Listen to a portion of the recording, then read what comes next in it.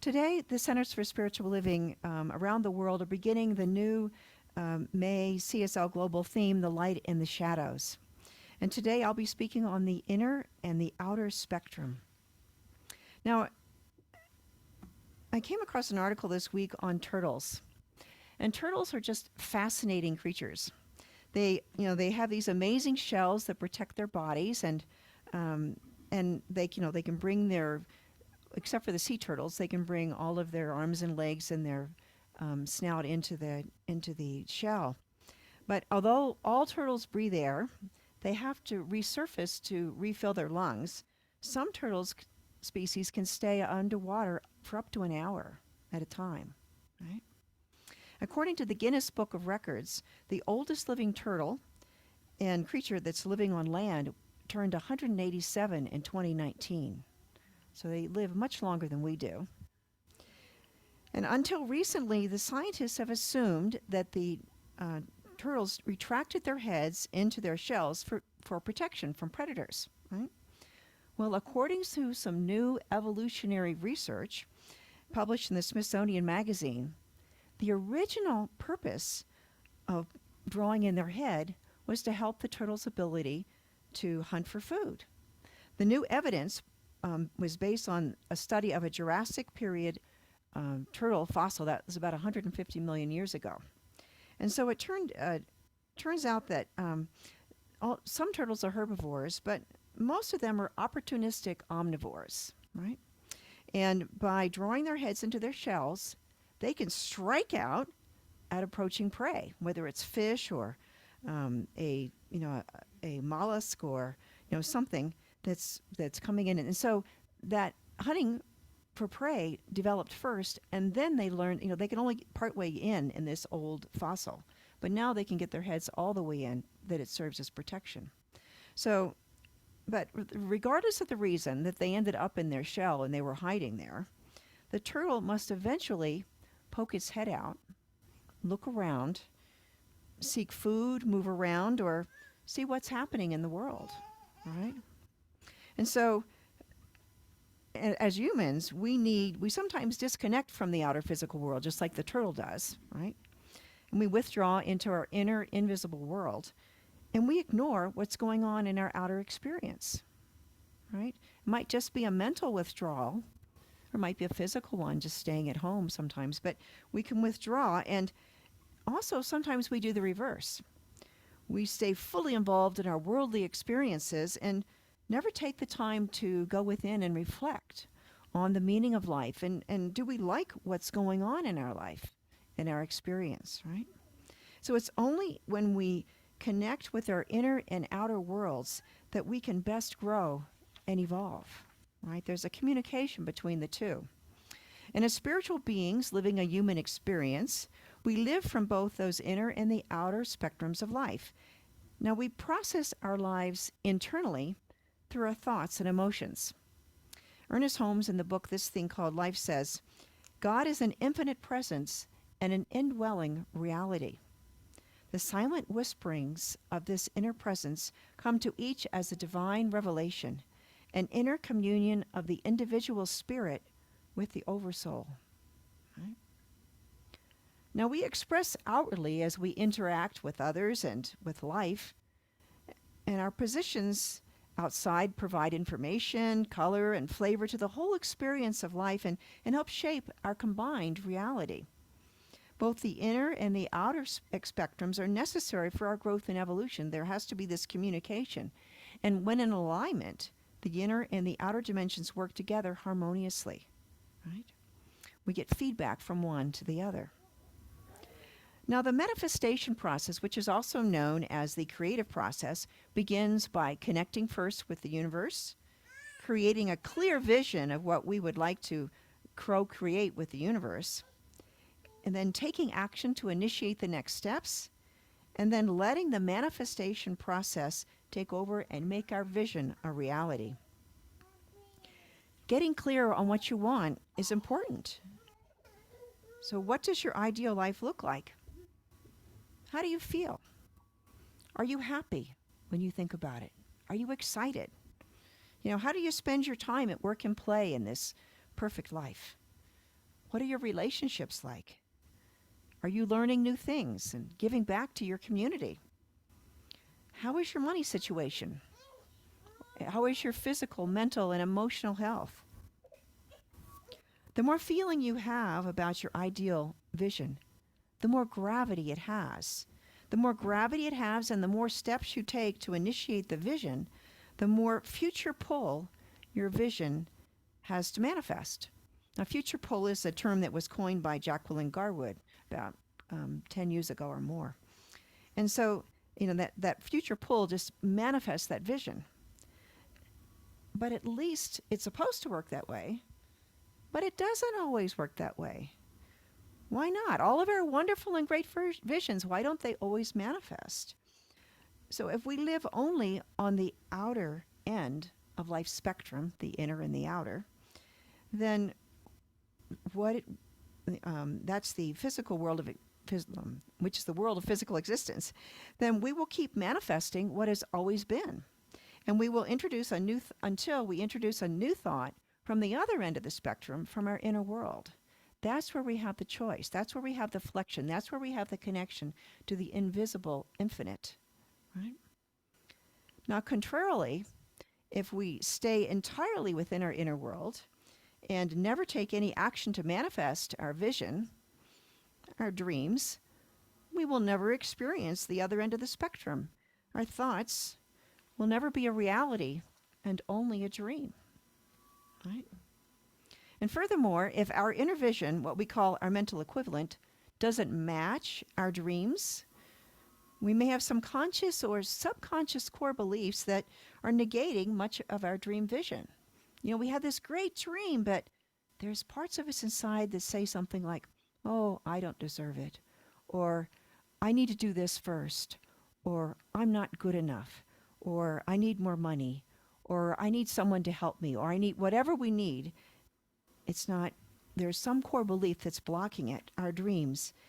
And those core beliefs that are in the way are typically part of our shadow self. And it's very determined to obstruct our path until we stop and pay attention to whatever it is, what message they're trying to give us. Now, surprisingly, it's often our shadow self that has the very skills and insights that we are needing to actually manifest our dreams. That sounds counterintuitive, but there's really great power in those messages. Now, we're trying to manifest without the feedback of experience, without seeing what's going on. It's like trying to drive a car, and you never put your hands on the steering wheel, and you never push on the accelerator, and you never look out on the street to see what's in front of you or not in front of you, or if it's a car, or you're on a hill, or you need that feedback from the outside world to connect with the inside world to do it well. Now, Debbie Ford has written several great books on befriending our shadow, and in her book called The Dark Side of the Light Chasers, one of the many colorful people she describes is a 21-year-old woman named Haley. And now Ford begins Haley's story by stating that if we want to see someone's future, we can usually look at their past. And unless we make peace with our past, deal with that shadow, we simply just drag that past into our future. Right? To change, we have to our desire to change and our willingness to take full responsibility for our lives. Both must be greater than our desire to stay the same, to hang on to our comfort zone. Right? Sometimes people blame others as the reasons for their dreams don't come true. But in reality, it's not the other people that are the problem. It's our core beliefs, right? That we adopt based on the pain that we experienced perhaps in our families or in our early childhood. And we just carry it forward, right? Now, Haley suffered from depression, 21 years old, couldn't take care of herself, and so she lived at home with her mother. Now, during the workshop that Debbie Ford was facilitating, Haley sat with her eyes down, and she nervously just kept tapping her hand on the table, which was really annoying for the people sitting near her.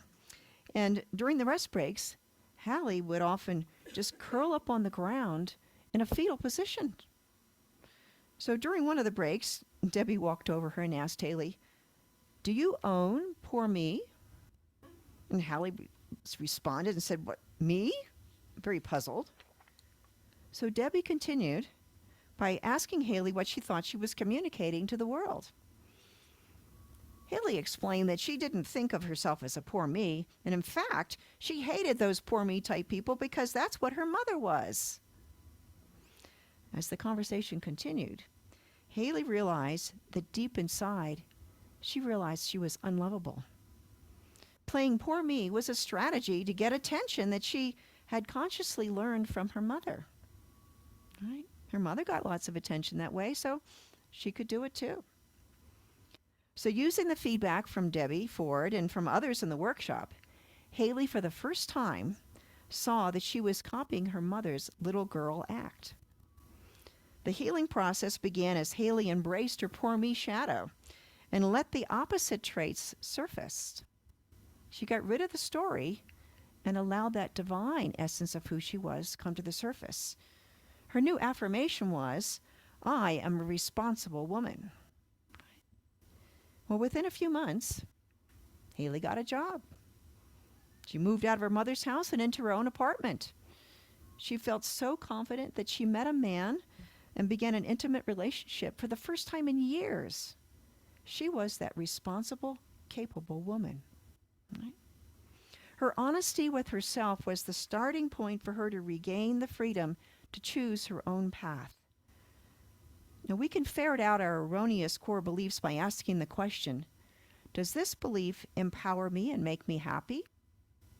Right? If not, we may have accepted as our own the prejudices, the guilt, the pain, and the shame that got passed down from our family of origin. Right? Or maybe a significant other might be telling us something. Right? So feedback is important between the inner and the outer spectrum. It lets us know when our vision has missed something important, or whether our fears, our emotions, and our beliefs are blocking the manifestation process. Right? Now, in today's reading from Magic of the Soul, Patrick Harbulo spoke of coming face to face with our shadow self, our dark side that contains our hatreds, prejudices, judgments, resistances, cruelties, jealousies, fears, anger, rage, all those things that are in our dark side, our shadow self. But none of us as humans are perfect angels. We are all capable of harming other people, whether it's intentional or unintentional. Right? It's part of the power of choice, and so we need to embrace that part of ourselves, that possibility, and be more compassionate when we see that in others. Right? So it's very important then to align our inner and our outer worlds. The spiritual practices and techniques allow us to connect our inner outer worlds and bring them into alignment and harmony. Again, from Magic of the Soul, Patrick Harbulo says, recognizing our light is the magic of the soul. Embracing our darkness is the magic of being human. Both are important on this journey we call life. Now, when we get stuck, meaning that the outer experience doesn't match our intention, and we wonder why we're not going forward, we can use spiritual practices to bring to the surface our subconscious and unconscious beliefs. And so it's these hidden feelings, beliefs, and actions that can sabotage our own good. Sometimes we're aware of our inner negative thoughts, but we keep them secret, even to ourselves sometimes, due to embarrassment or shame. We want to be perfect for everyone to see, including ourselves. That couldn't be us. That couldn't be poor me, as Haley put it. And so often we have these biases and prejudices about ourselves or others that keep us immersed in judgment and guide our actions in ways that don't match our chosen values. Right? If we want to foster deep inner healing, and therefore our experiences, we must be willing to shift our thoughts. We talk about in Science of Mind, a new thought will have a new experience. But before we can shift our thoughts, we must discover what's buried underneath our conscious awareness. When we calm our minds in meditation, or moving spiritual practices like toga and tai chi, We become aware of both our positive and negative subconscious thoughts and the interplay between our inner thoughts and our outer world experiences. Vulnerability, accountability, honesty, these are all clues that can guide us to see where our inner thoughts and the outer experience are not in alignment, right? And once we see these mismatches, then we can get to work on healing and shifting our thoughts. Howard Thurman has a great quote. In the stillness of the quiet, if we listen, we can hear the whisper of the heart, giving strength to weakness, courage to fear, and hope to despair.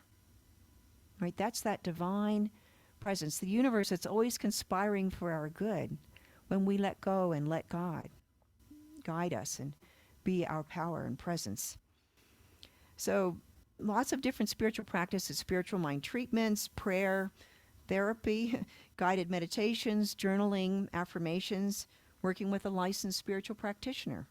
These are all ways that we can embrace and release those repressed emotions from childhood or past lives. And the whole book, Magic of the Soul, talks a lot about that whole release process. And so when we get free from all of this long-standing tension, it can provide us with a sense of wholeness and renewed energy. I mean, it takes a whole lot more energy to suppress that feeling than it is to bring it up and deal with it, right? And that suppression can go on for years and years and years. And when we release that energy and we identify it and look at it and decide that this really isn't true. I can change this thought. It's a judgment. I can change my judgment. It's not a fact. And so then that energy is released and allows us to move forward. Patrick Harbula talks about the importance of loving ourselves, including accepting and loving even the most unlovable parts of ourselves. When we deny our own darkness and see ourselves as only light, we may judge and shut out anyone else in whom we see any darkness or weakness. We label them as the other, right? They're not like us. We could never be like that, and so, we're very sanctimonious about that. And so we other people, and which is part of what's going on in the world now. People want to be perfect. They don't. We're in this together. We thrive together as the whole human race, or we fight each other. That's sometimes our worst fault. So when we recognize our own darkness, we can humbly and lovingly accept all people and ourselves as magnificent expressions of the one life that we are. We're works in progress. Right? So learning to recognize and embrace our shadow self and allowing synergy and clear communication to occur along that inner and outer spectrum empowers us to live our lives out loud in full technicolor. Right? Now, I want to talk about two examples of men that chose different ways to respond when we don't like what we see in our outer experience. So the first one is a man named George that I knew. And he had found a Center for Spiritual Living, and he enjoyed being an active member for more than 15 years. I mean, he loved his life. He thrived on the New Thought principles. His business was thriving and successful. And, he created a fun and happy life with lots of friends, all of these things he loved to do. And so one weekend, his center invited an imam from a Muslim mosque to meet with their members and ask questions and answer any questions about the Islamic religion and their spiritual practices.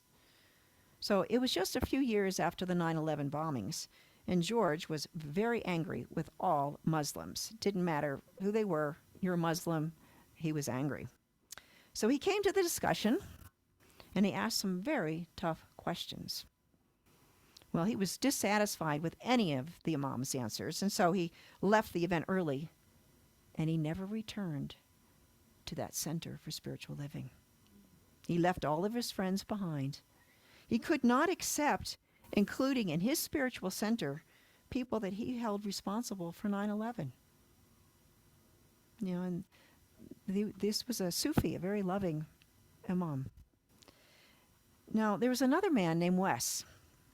He was also a student of New Thought, philosophies, and he found himself feeling calmer, clearer, and headed in a positive direction in life. He attributed these improvements to his spiritual attunement and practicing the presence of God, listening, being still and listening to that voice within. The more he practiced, the deeper he seemed to delve in awareness and consciousness. Right? It got deeper and deeper. Now, at one point, his inner reflections revealed some biases that he had about certain groups of people. He reacted when he met them or they were talked about. And so these reflections seemed disturbing and discriminatory to him. They didn't match what his beliefs were. And so he felt embarrassed and ashamed about these inner discoveries. But he still didn't feel comfortable sharing it with anyone. The more that he tried to tuck away these thoughts, suppress them, the more they plagued him, and he became miserable. Right? Eventually, he got up the nerve to confide in his prayer partner and admitted that he didn't know what to do. Right? He hung his head in shame and spoke softly as he reluctantly shared his dark secret. Well, he was quite relieved when his prayer partner didn't judge him and instead thanked him for confiding in him. His friend not only listened deeply and gave him space to process his feelings, but also provided some keen insights and suggestions on how to move through this, how to shift those thoughts in his mind. So Wes follows these suggestions and also added some others that he found with his own research and reading. He found himself feeling lighter and brighter as he took responsibility for his thoughts and feelings and addressed them head on. Wes noticed his faith and strength growing stronger through this experience. The sense of coming clean was a great lesson for Wes in his spiritual and personal development. Both men had opportunities to see what their inner beliefs were as they responded to life's outer experiences. One chose to retain his existing beliefs, and the other chose to acknowledge his shadow side and bring in the light for his own healing. We need both the inner and the outer ends of that spectrum to function well. The inner world processes our visions and evaluates our beliefs, seeing what's going on in the outer world. And then the outer world is where our visions manifest in accordance with our vision as modified by those inner beliefs, right? One guides the other. So ideally, the inner and outer ends of the spectrum work together by providing feedback and support to each other to empower us to manifest our dreams and to discover what the roadblocks are and to release them one by one. So we are more powerful with each step that we take. Meditation and other spiritual practices can help us learn from both our inner vision and outer experiences and identify where we need to embrace our shadow self, to love all of us, all the great light that's there, and all the parts that are works in progress. It's all God and it's all good. Let's take this to prayer.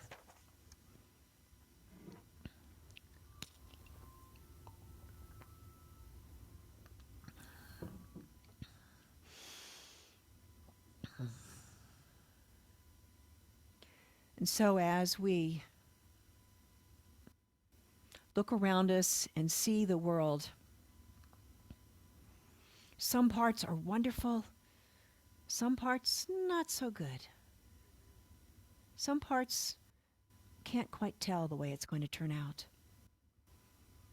But we let it all go for the moment and we go within to that place within our heart of hearts where God dwells, where there is always that small flame that is burning, waiting for us. And in this moment of stillness, we allow that flame to burn brightly, to get larger and brighter, and illuminate our whole being. And as we do, we sense the potential for us to be something greater, to be this magnificent being that is our divine intention. And as we reach for that dream, as we set in motion that process of manifestation, we find perhaps that there are some stumbling blocks in the way that are blocking our movement forward. And so we again turn to our divine guide and ask for clarity to see what is in our way, to see the judgments that we have accepted as truth when they are not. And so we allow that divine light of truth to shine on them, to shine through them, to show us what that spiritual truth is underneath. And we let go of these false beliefs and allow that new idea, that new thought to spring forward. And our path is clear. And as each new obstruction comes up, we allow that divine light to shine upon it, to shine through it, to reveal the truth. And as we do, we find ourselves expanding until our whole awareness fills the whole of the universe. And we find that we are one with not with just with God, that God is all there is, and we are too one with all that is, with all people and with all things. At the farthest point of the universe, there is a part of us that is there, and deep within us, there is God. Every part of us is a part of the divine. And so there is this light that is shining and shimmering, and we are grateful for that shadow self, for the messages that we got of things that we were holding on to, that things that we feared, that in fact turned into be something that we needed to move forward on our path. People that we have been avoiding because they annoyed us, well, that was because they gave us something that we needed and were afraid to accept. People that we thought we weren't good enough to be in their presence. We find that they are so grateful to have us, to have a conversation, that we have something to learn from each other, to share with each other, that we are greater together than we are apart. This is the way that life unfolds when we follow that divine guidance, the divine wholeness, the divine love and peace and joy that is the truth of our being. And so we celebrate life in all of its wonder and magnificence, and we accept it with arms wide open. We live life out loud, knowing that all is well, all is God, and all is good. Thank you, Father, Mother, God. And together we say, and so it is.